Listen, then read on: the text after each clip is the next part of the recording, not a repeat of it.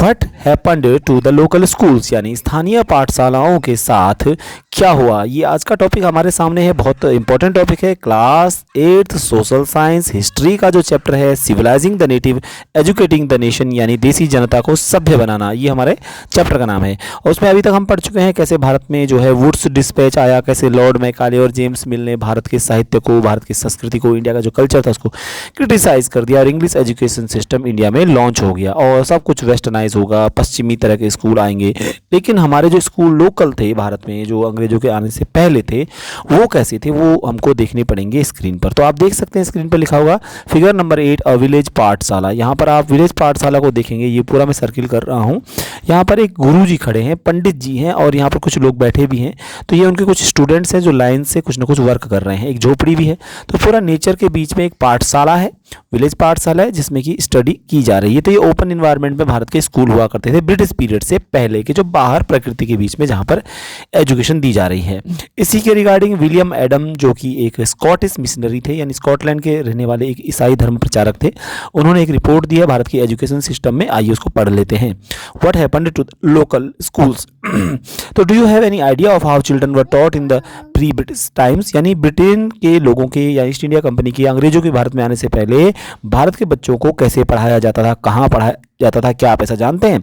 Have you ever wondered whether they went to school, क्या भारत के लोग भी स्कूल जाते थे अंग्रेजों के आने से पहले? क्या भारत के बच्चे भी स्कूल जाते थे? And if there were schools what happened to these under British rule, और अगर उस समय स्कूल थे अंग्रेजों के आने से पहले भी भारत में बहुत सारे स्कूल अगर थे, तो वो स्कूल कैसे थे, इसके बारे में भी हम पता करेंगे। तो यहाँ पर एक रिपोर्ट है द विलियम एडम रिपोर्ट, उसको हम जान लेते हैं कौन थे विलियम एडम, उसको भी हम पता करते हैं।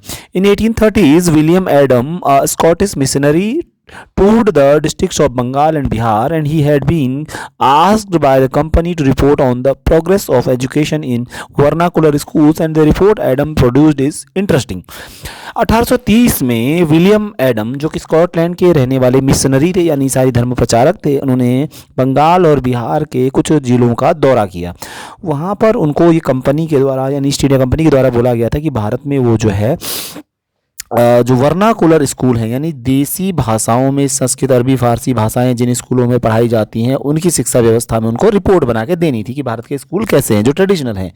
The report Adam produced is interesting, लेकिन विलियम एडम ने जो रिपोर्ट ईस्ट इंडिया कंपनी को प्रस्तुत करी वो बड़ी रुचिपूर्ण है, इंटरेस्टिंग है, रोचक रिपोर्ट है। चलिए बात करते हैं क्या विलियम एडम ने कहा है।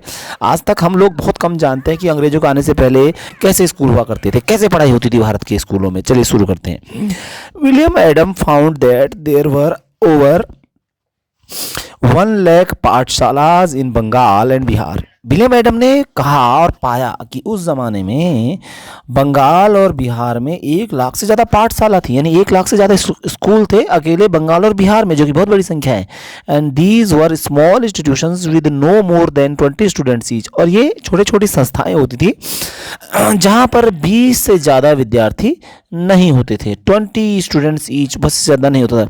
But the total number of children being taught in these pathshalas was considerable, और जो यहाँ पर कुल मिलाकर के जो बच्चे होते थे, वो इन पाठशालाओं में जो बच्चे पढ़ते थे उनकी जो संख्या होती थी वो 20 से ज़्यादा नहीं होती थी और उनको वहाँ पढ़ाया जाता था। ओवर 20, और जितने बच्चे पढ़ते थे वो पूरे बंगाल बिहार में 20 लाख से ज़्यादा बच्चे इन स्कूलों में पढ़ते थे। These institutions were set up by wealthy people, और इन संस्थानों की स्थापना बहुत ज़्यादा जो अमीर व्यक्ति लोग, समृद्ध लोग होते थे, उनके द्वारा धन देकर की जाती थी, या फिर लोकल लोग जो स्थानीय समुदाय था, कॉमन कम्युनिटी जैसे पंचायत आदि थी, वो फंडिंग देकर के इन लोकल पाठशाला को चलाती थी।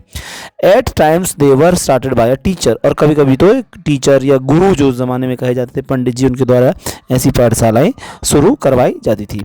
The system of education was flexible, Bharat की जो शिक्षा व्यवस्था थी वो अंग्रेजों के आने से पहले जो चलती थी वो फ्लेक्सिबल थी, यानी लचीली व्यवस्था थी। अब लचीली कैसे थी? आजकल तो बच्चे क्लास में बैठते हैं, एक इन्वायरमेंट होता है क्लास का, दीवार के अंदर रहना, ब्लैक बोर्ड को देखना, वाइट बोर्ड को देखना, but few things that you associate with schools today were present in the pathshalas at the time. आप देखते हो आज स्कूल में ये कुछ चीज़ें वहाँ पर few things that you associate with schools today were present not present in the पाठशाला at that time। उस समय ऐसी स्थितियां नहीं थी उन स्कूलों में जो आज की स्कूलों में। जैसे there were no fixed fees, उस ज़माने में भारत की पाठशाला में कोई भी निश्चित फिक्स फीस नहीं हुआ करती थी, यानी कोई फिक्स्ड फीस नहीं थी कि इतना पैसा देंगे तभी एडमिशन मिलेगा। नो प्रिंटेड बुक्स, भारत की पाठशालाओं में जिनको भी प्रवेश दिया जाता था कोई प्रिंटेड मटेरियल प्रिंटेड किताबें नहीं होती थी। नो सेपरेट स्कूल बिल्डिंग, कोई भी विशेष बिल्डिंग स्कूल की नहीं होती थी। नो बेंचेज और चेयर्स, कोई भी विशेष बेंच नहीं, कोई विशेष चेयर नहीं, कुर्सी नहीं होती थी। नो ब्लैक बोर्ड्स, कोई भी ब्लैक बोर्ड नहीं होते थे। No system of separate class, कोई अलग से क्लास नहीं होती थी। नो रोल कॉल, यानी कोई भी बच्चों की गिनती नहीं की जाती थी। No registers, no annual examination, कोई रजिस्टर नहीं, कोई वार्षिक परीक्षा एनुअल एग्जाम नहीं। नो रेगुलर टाइम टेबल, कोई विशेष टाइम टेबल मतलब नियमित टाइम टेबल नहीं। In some places classes were held under the banyan tree, और कई जगहों पर तो कक्षाएं जो है एक बरगद के पेड़ के नीचे ही संचालित की जाती थी। तो आप देख सकते हो सब कुछ प्रकृति के बीच में हो रहा है। In other places in the corner of the village shop और टेम्पल और एट द गुरुज होम, और क्लासेस कहीं भी ली जा सकती थी गुरु के द्वारा। आप किसी गांव की दुकान में हो गया, किसी मंदिर में हो गया, गुरु के घर में हो गया। Fee dependent on the income of parents, और फीस जो बच्चा दे सकता है वो देता था। ये निर्भर करता था कि उसके माता पिता कितनी इनकम है, वो कैसे दे सकते। जो गरीब होता था उसको मुफ्त में पढ़ाते थे, समृद्ध होते तो पैसा देते थे। तो रिच हैड टू पे मोर देन द पोर, अमीर व्यक्ति को ज़्यादा धन देना पड़ता था पढ़ने के लिए उस ज़माने में। Teaching was oral and the Guru decided what to teach, और जो पढ़ाई का माध्यम था वो वर्बली मौखिक रूप से ही बच्चों को पढ़ाया जाता था, और गुरु ही निर्धारित करता था, टीचर ही डिसाइड करता था कि क्या पढ़ाना है। यानी कोई फिक्स टेक्स्ट बुक नहीं होती थी इंडियन एजुकेशन सिस्टम में। ब्रिटिश के आने से पहले सबको प्री डिसाइडेड कुछ नहीं था, टीचर डिसाइड करता था क्या पढ़ाना है। In accordance with the needs of the student, क्या मतलब विद्यार्थी की जो आवश्यकता होती थी, कैसा उसका मेंटल लेवल है, फिजिकल लेवल है, उसके अकॉर्डिंग गुरु खुद ही डिसाइड करता था कि क्या पढ़ाना है। स्टूडेंट्स वर नॉट सेपरेटेड और and out into different classes, विद्यार्थियों को जैसे आज क्लास 6 क्लास 7 क्लास 8 में बिठाया जाता है वैसे उस ज़माने में नहीं बिठाते थे, सब बच्चों को एक साथ बिठाते थे।